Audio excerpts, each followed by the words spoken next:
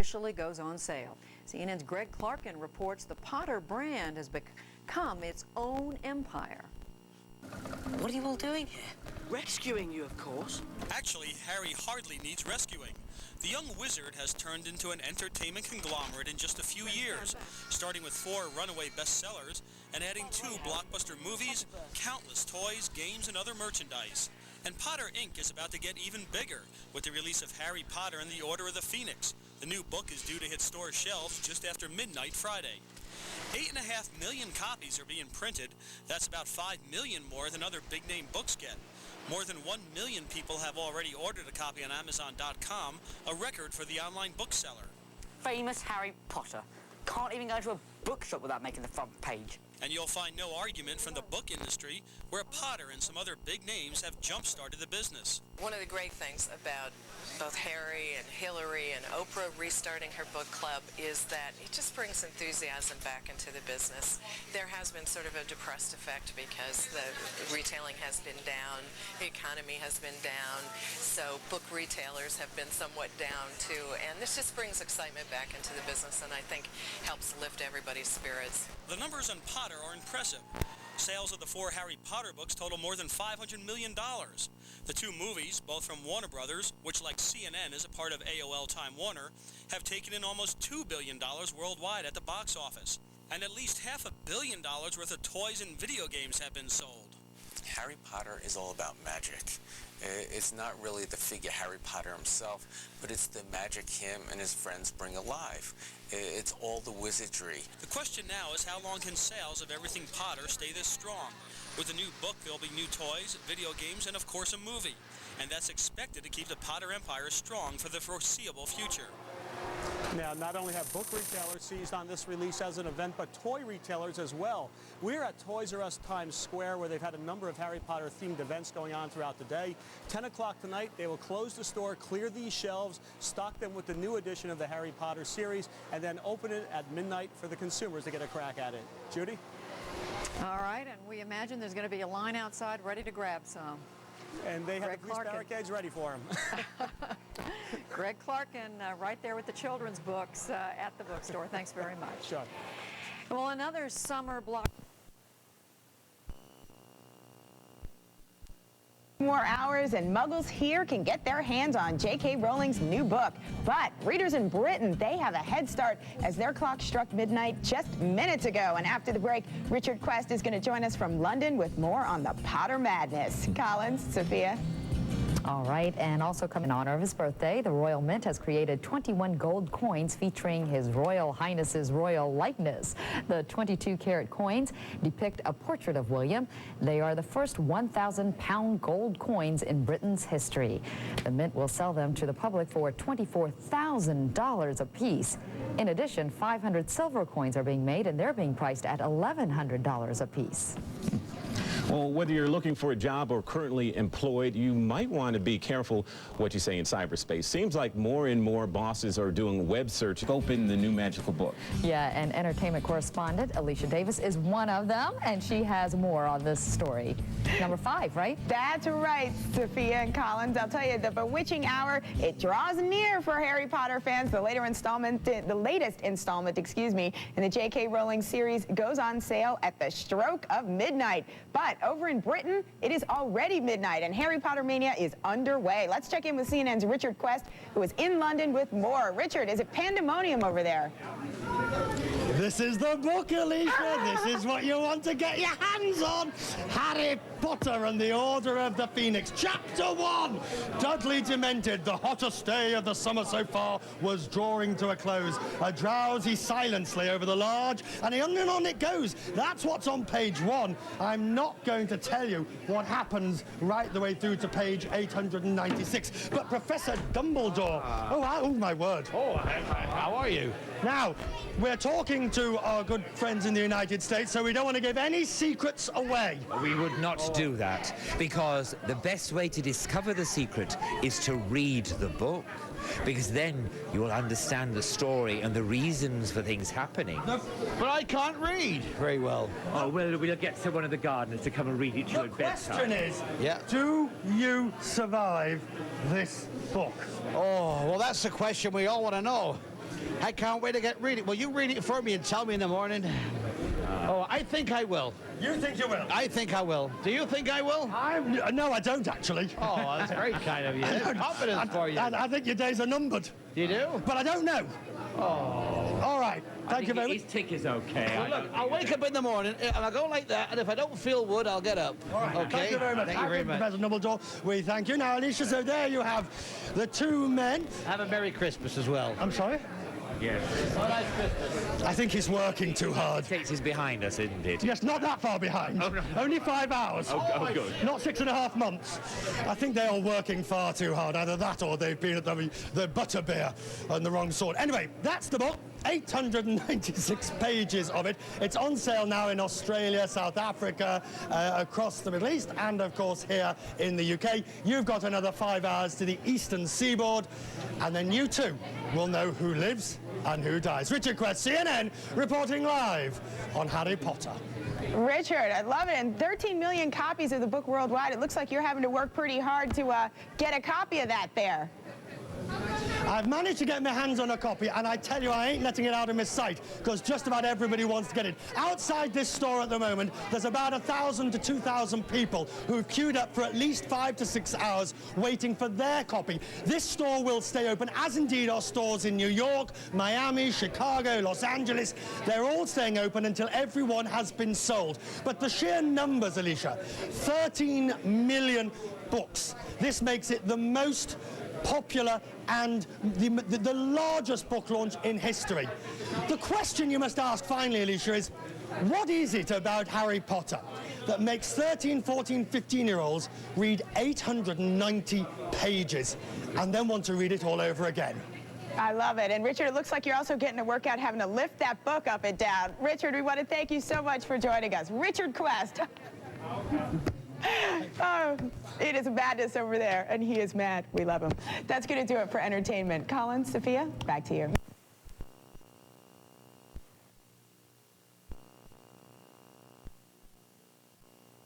Of course. After 4 spine-tingling books and 2 blockbuster movies, at midnight, Harry Potter comes back in Book 5. Scared Potter. You wish. It's the most eagerly awaited publishing event of the year. Tonight, Katie Couric goes to Scotland for a sneak peek from Harry's creator. Can you tell me a little bit about this book, or will you have to kill me? I will have to kill you, but you know, if you're prepared to take that risk. For the first time on American television, author J.K. Rowling reveals the new tale's deeper mystery and darker turn. What I consider to be a major character dies. It's must-see TV for Muggles. A spellbinding Katie Couric exclusive. From our studios in Rowling reveals secrets of the new Harry Potter book. A Katie Couric exclusive later on Dateline. These and books have fun with witchcraft and wizardry. Tonight, just hours before the release of her eagerly anticipated Book 5, author J.K. Rowling answers charges she's promoting the occult. It's utter garbage. Awful to A Katie Couric exclusive.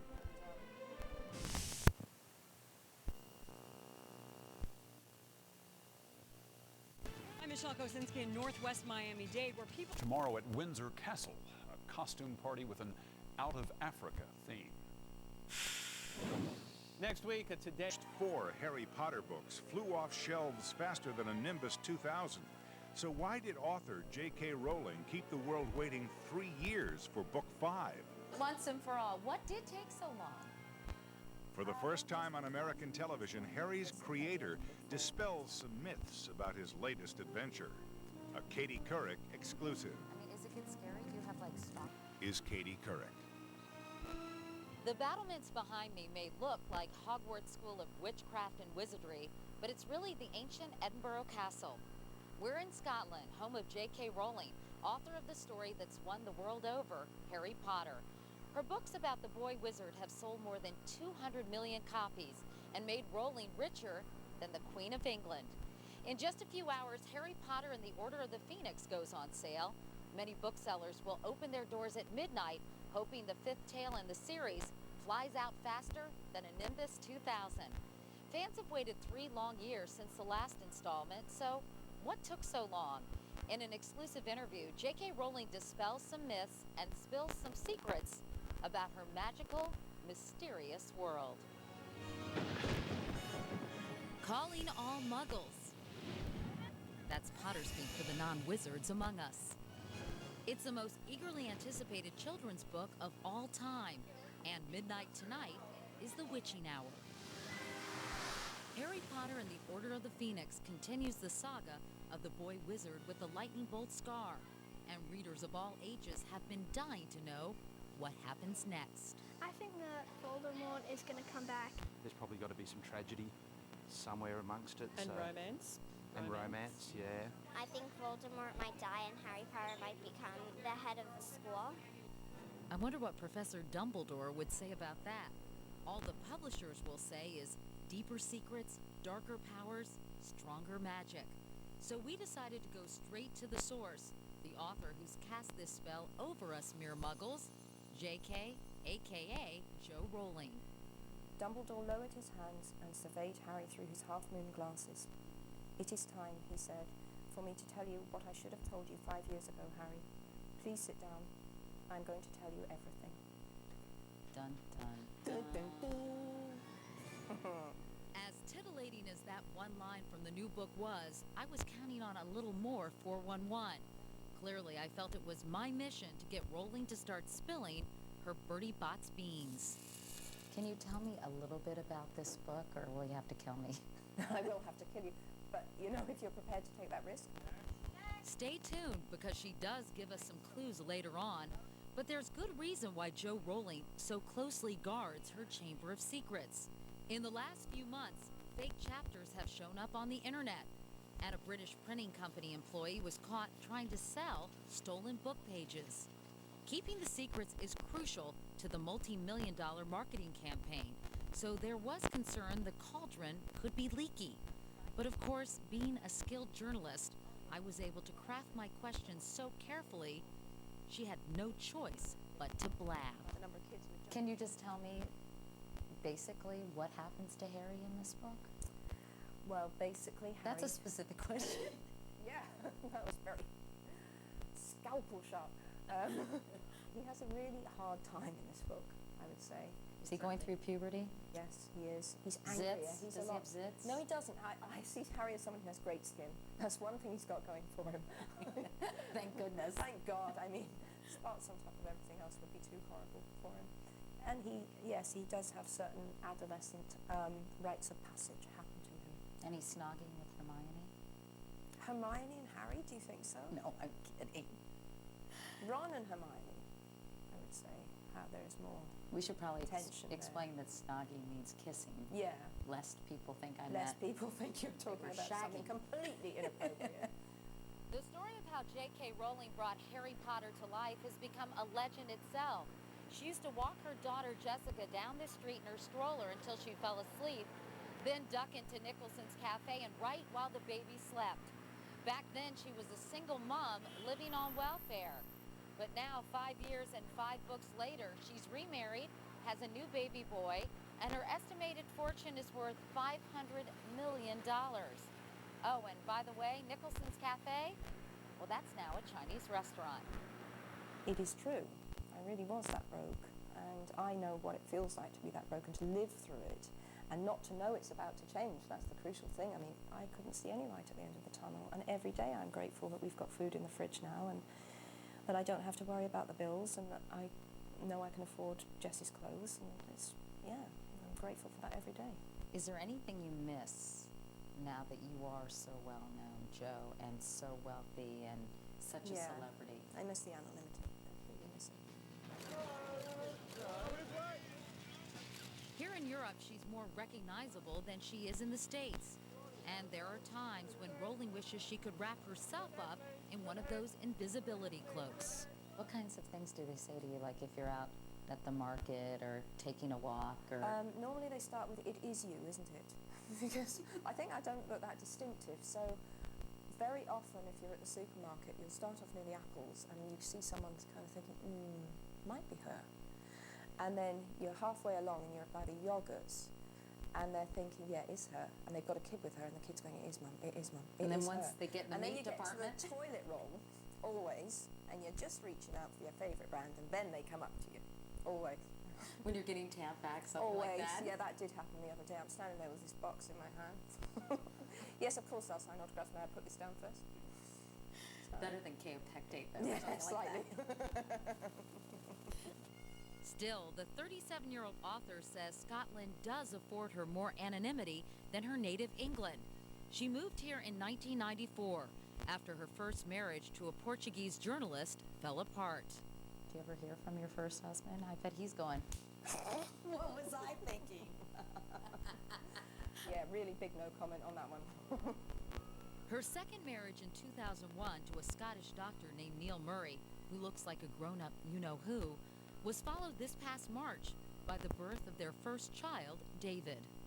Does he have glasses and a little scar on his forehead? Well, you see, that's why we called him David, because we had to find a name that didn't rhyme with Harry. I hadn't used in the books, had absolutely no mythological or magical connection, didn't mean he who must not be named in Hebrew, you know. I'm just wild about Harry. Meanwhile, Rolling's money keeps, well, rolling in. The first 4 Harry Potter novels continue to fly off the shelves in 200 countries in 55 different languages. And the phenomenons leapt off the pages and onto the silver screen. The first 2 Harry Potter feature films have grossed a combined $1.8 billion worldwide. Wicked. But after writing 4 mega-selling books in a lightning-fast 5 years, some wondered if the long wait for book number 5 meant Rowling was losing her magic touch. Endless rumors and speculation about this why- book. Yeah. It took 3 years to write. Mm-hmm. People said you had writer's block. Yeah. That you weren't interested in Harry anymore. Yeah. That you were distracted by your family and Yeah. your wealth. Yeah. So, settle it once and for all. What did take so long? Well, just the writing of it. It's a long book. And that's just how long it took to write. And I did, I said to my publishers, I didn't want a deadline this time because I knew I just needed to take some time. So it's not true that I had writer's block. And as far as, you know, being distracted by other stuff, I mean, I think I really would have been distracted before now. You know, I've been writing Harry through something like 3 changes of country, a marriage, a divorce, you know, birth of a daughter, unemployment, employment. I mean, I don't think getting some money is going to knock me off track now. Harry Potter and the Order of the Phoenix rises from the ashes at a whopping 896 pages. But even before its release, Book 5's been worth its weight in Gringotts gold, setting records for the largest pre-ordered book in history. There's a lot in this book. But I can only say that I've had to lay certain clues in Book 5. Some clues are resolved, some themes are resolved in Book 5, and there's information in there that you really do need to know. Otherwise, people will feel cheated when certain outcomes happen. You said when the last book came out that the death of one character was, quote, the beginning of the deaths. Yikes. Yeah, that's nice, isn't it? Yeah, really. It's going to be a Sounds so bloodbath. warm and fuzzy. What does that mean? It's a war. Essentially, a war has broken out again. And when I say the beginning of the deaths, I mean the deaths that are meaningful, I suppose, to the reader.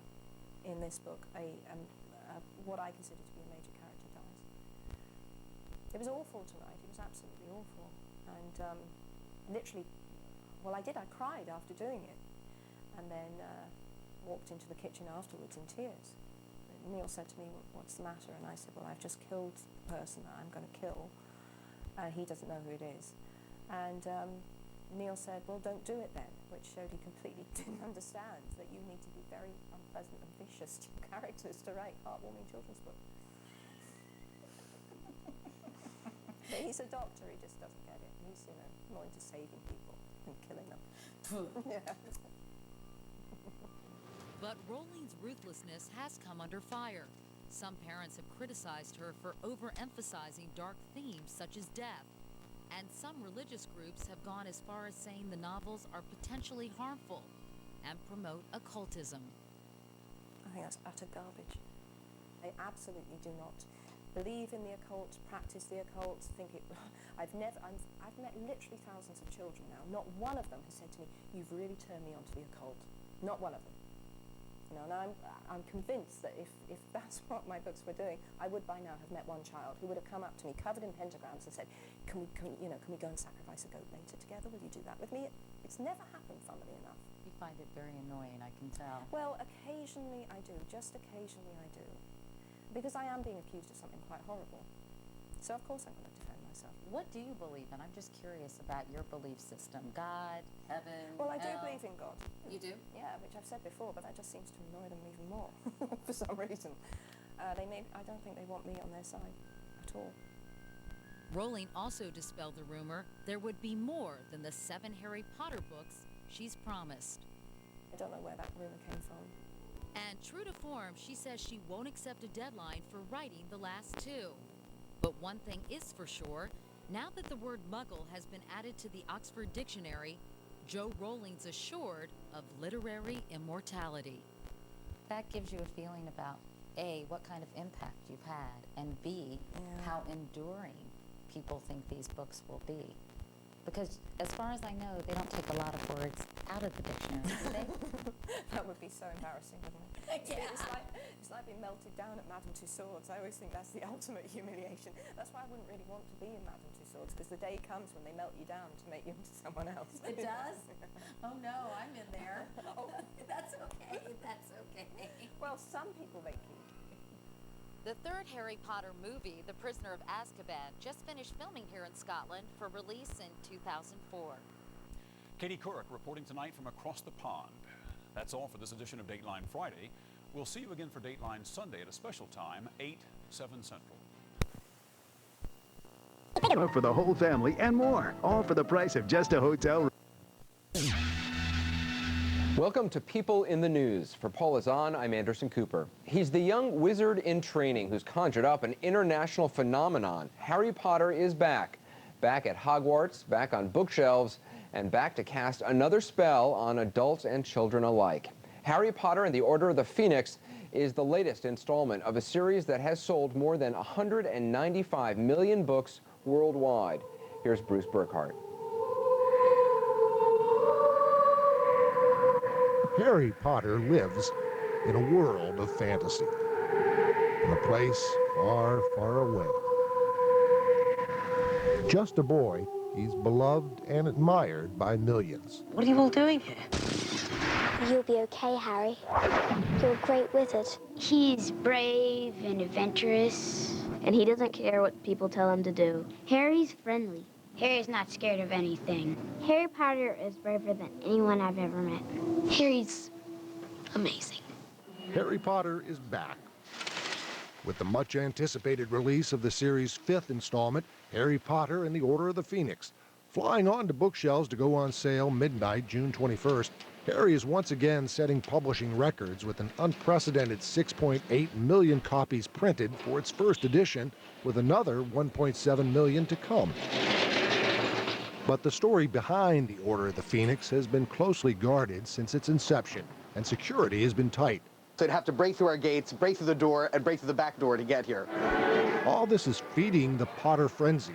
Retailers and merchandisers are scrambling to capitalize on Harry hypermania. But it has been Harry's transition to the big screen, with the help of a little movie magic, that has captivated audiences around the world. Hiya, Harry. Ron. And brought this literary character to life. Warner Brothers, which is owned by CNN's parent company, AOL Time Warner, has turned Sorcerer's Stone and Chamber of Secrets into box office bonanzas.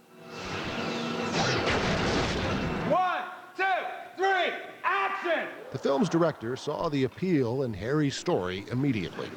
People respond to the idea of magic. In this day and age, people respond to the idea that maybe there's some magic, maybe there's some hope in our lives.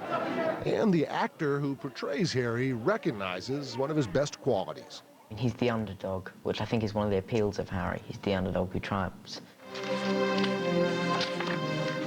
But for all his goodness, Harry's life story begins sadly. It's believed he was born on July 31st, 1980. A year later, he's an orphan. His father, James, a wizard, his mother, Lily, a witch, are murdered by an evil Dark Lord. Harry is bundled up and delivered to his aunt and uncle's home at 4 Privet Drive. With Harry, a letter explaining his tragic circumstance. He's the only person to have survived the killing curse. He's obviously an incredibly powerful wizard. That's how he got his lightning scar. Do you really have the scar? Wicked. There are also less visible marks, says Lee Williams, a 4th grade teacher. His loneliness, his isolation, the fact that he's an orphan, that he's been abused physically and emotionally by the Dursleys, and he's very much alone in the world. To his surprise, Harry discovers he can talk to snakes, infuriating his magic-fearing uncle. What have you got to say for yourself? I swear, I don't know how it happened. 1 minute the glass was there, and then it was gone. It was like magic.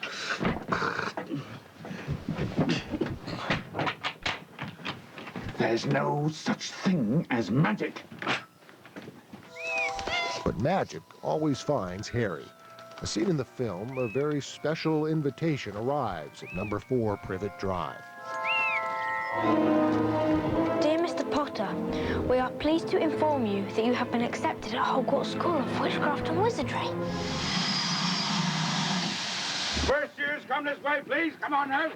Hagrid, a gentle giant, is Harry's guide to all things magic. You're a wizard, Harry. I'm a what? Soon, Harry is buying school necessities, strange books, potion ingredients, and of course, a wand. In September 1991, Harry, now 11, embarks on his brand new life, as captured in the first film. Can you tell me where I might find platform 9 3/4? 9 3/4? Think you're being funny, do you?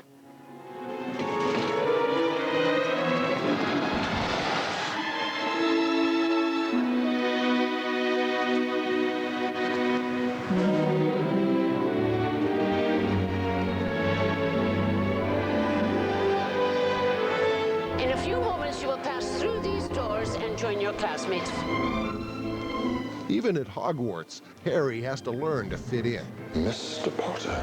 In the first film, he's discovering this world all around him, and he's kind of very reactive. But in the second film, when he finds out that something bad could happen to his home, he tries to protect it, so he's very proactive. Rictus Sempra!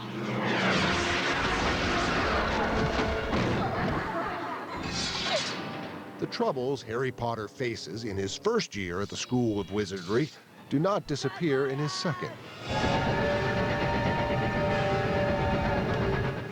Straight ahead, please. Straight ahead. When People in the News continues, a look at Harry's creator and how the young wizard saved her from poverty and depression.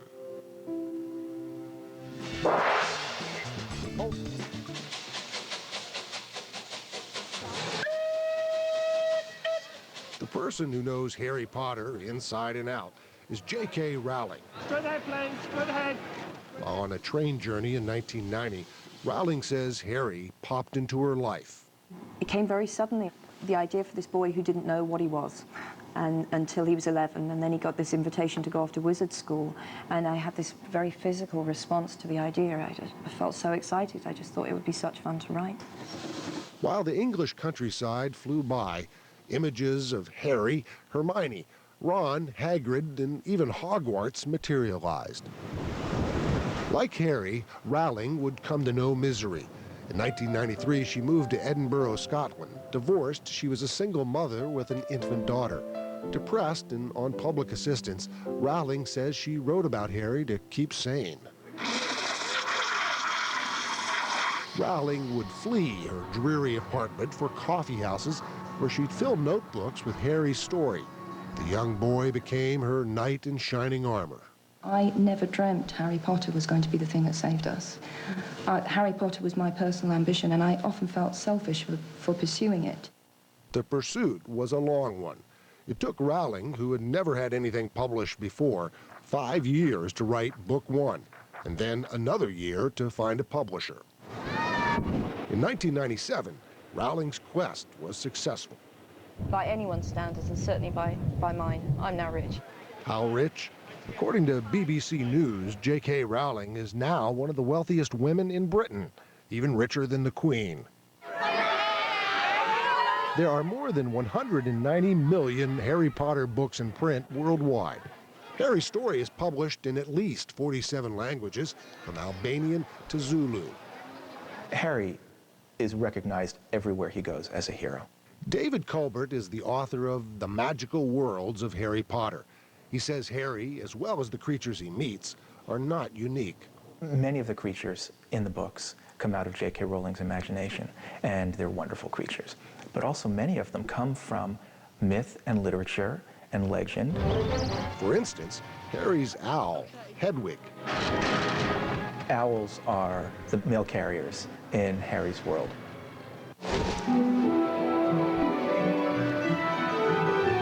There's something about carrying the mail. It's almost as if they know who the message is from. They know what it's about. Owls were the emblem of the goddess Minerva. Bloody birds of menace. Who was also the goddess of wisdom.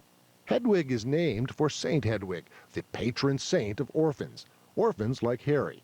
Harry's mentor provides another link to mythology. We've met Albus Dumbledore before. He's like Merlin.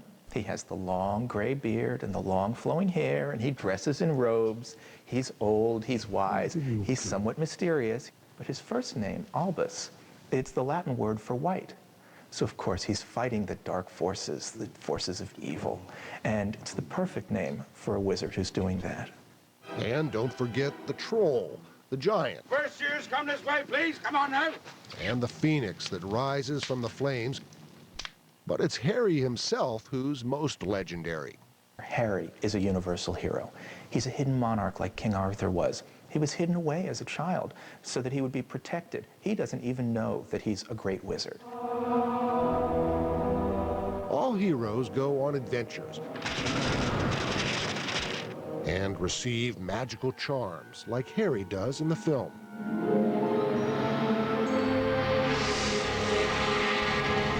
Heroes have always had friends who helped them, or they had friends with special skills.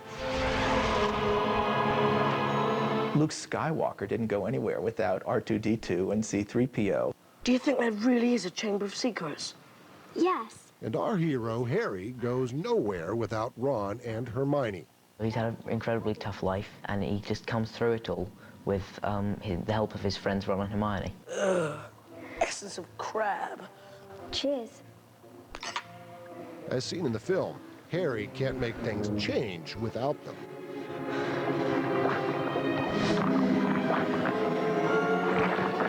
At the ready. While Harry may follow in King Arthur's footsteps, Scared Potter. You wish. most of his young fans miss the legendary nuance. I think the children all see Harry as a hero, but in the very simplest of forms. He's the Superman of Hogwarts. He rescues his friends. He saves the day. He always comes out on top. When the story of Harry Potter continues, Harry's Magic launches a movie franchise. Elves, spiders, and snakes, oh my. J.K. Rowling goes from welfare to riches when People in the News continues. But first, here's this week's Passages.